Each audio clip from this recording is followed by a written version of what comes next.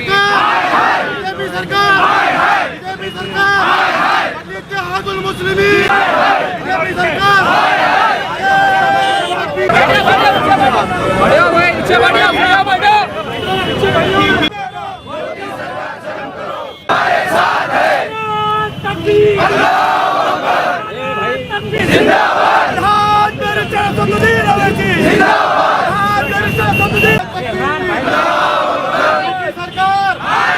UP सरकार, योगी सरकार,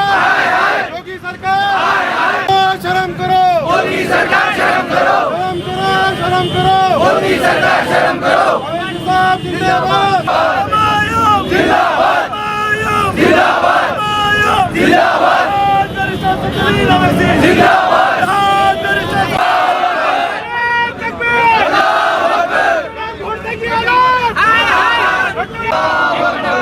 दम है कितना बाजू में तेरे, दम है कितना बाजू में तेरे, कितना बाजू में तेरे, कितना गोली में तेरे,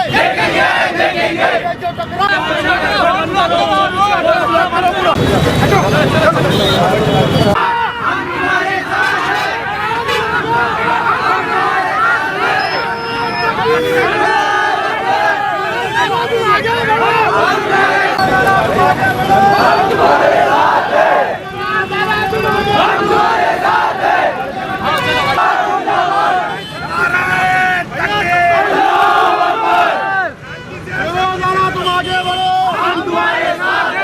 अलहज बैरिस्टर असदुद्दीन अवैसी साहब उत्तर प्रदेश के जिले में अपने प्रचार कैंपेनिंग खत्म करके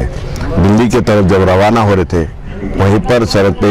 टोल टैक्स के ऊपर कुछ दहशतवादियों ने उनके ऊपर एक दहशतवादी हमला किया है, जिसमें अल्लाह सुब्हान व तआला का सबसे पहले शुक्र अदा करता हूँ कि बैरिस्टर असदुद्दीन साहब सुरक्षित है। और ये जो हमला है इसके खिलाफ आज कुल हिंद मजलिस इत्तेहादुल मुस्लिमीन की जानिब से पूरे महाराष्ट्र रियासत में और मराठवाड़े में आंदोलन हो रहे। आज नांदेड़ के अंदर भी रास्ता रोको आंदोलन किया गया। हमारी यही मांग है कि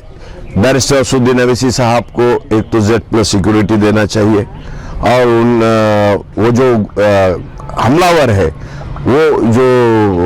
दहशतवादी जो लोग हैं, उन पे कड़ी से कड़ी कार्रवाई होकर उन पे कुछ सजा होना चाहिए, और उसके पीछे का जो मकसद है, जो हमला हुआ है, वो उसकी जांच होना चाहिए। क्योंकि कुल हिंद मजलिस इत्तेहादुल मुस्लिमीन के सदर नकीब मिल्लत अलहज बैरिस्टर असदुद्दीन अवैसी साहब के ऊपर ये पहला नहीं, इससे पहले भी कुछ महीनों पहले बैरिस्टर असदुद्दीन अवैसी साहब के घर पे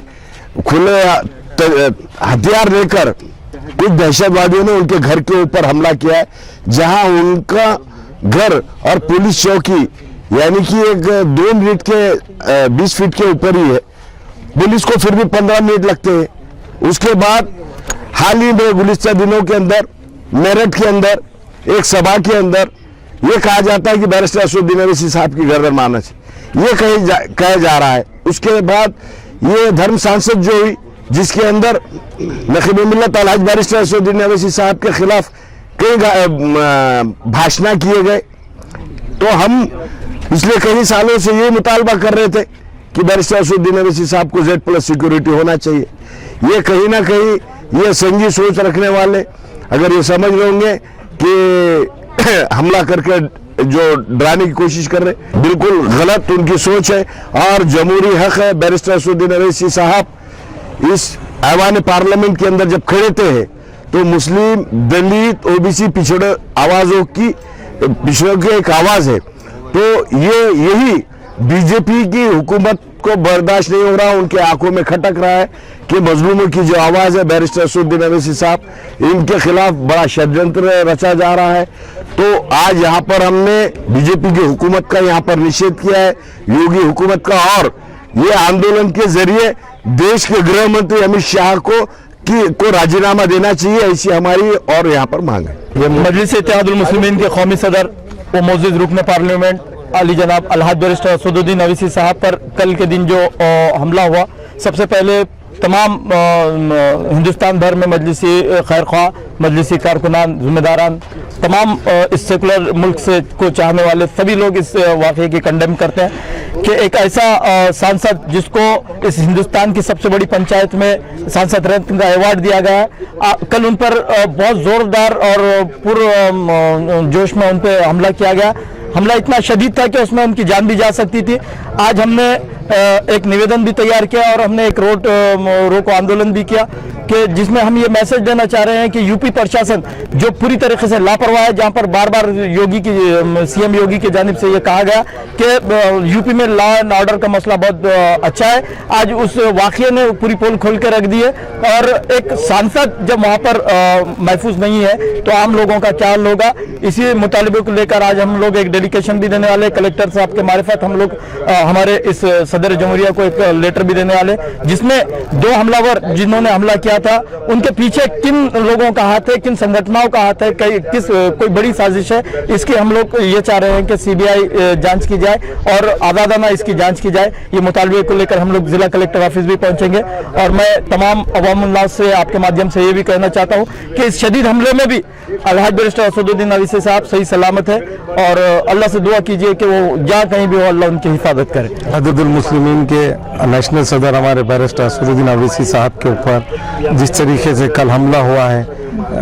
लोगों की ऐसी प्लानिंग थी कि टोल टैक्स के ऊपर खड़े रहकर और इंतजारी कर रहे थे वो गाड़ियों के ऊपर हमला करने के लिए। तो हमको ऐसा लगता है इसके पीछे की बड़ी साजिश है और वो साजिश का पर्दाफाश करने के लिए हमारे तमाम पार्टी के जिम्मेदारों ने एक डेलीकेशन लिया है, माननीय राष्ट्रपति साहब को देने का एक मैटर बनाया है और वो मैटर के वजह से वो लोगों के ऊपर सख्त से सख्त कार्रवाई करना चाहिए और उसके पीछे मकसद किसका है और वो मकसद ये क्यों हो रहा है। यूपी के अंदर जिस तरीके से असदुद्दीन अवीसी साहब ने जो मेहनत की है और मेहनत का भरपूर वहाँ की अवाम हमें साथ दे रही है, वो देखे नहीं जा रहा है। इसलिए हमारे कायद के ऊपर जिसने भी हमला किया है उनके ऊपर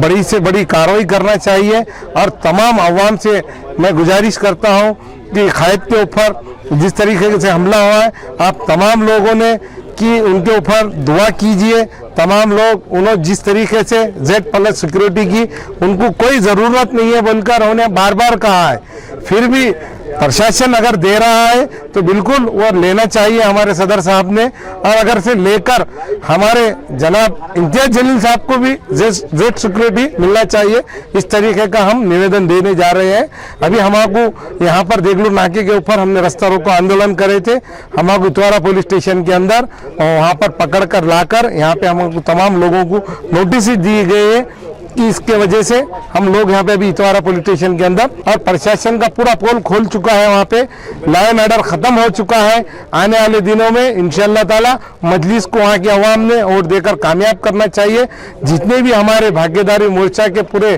तमाम जितने लोग ने समर्थन दिया है वो तमाम लोगों को वोट देकर कामयाब करना चाहिए।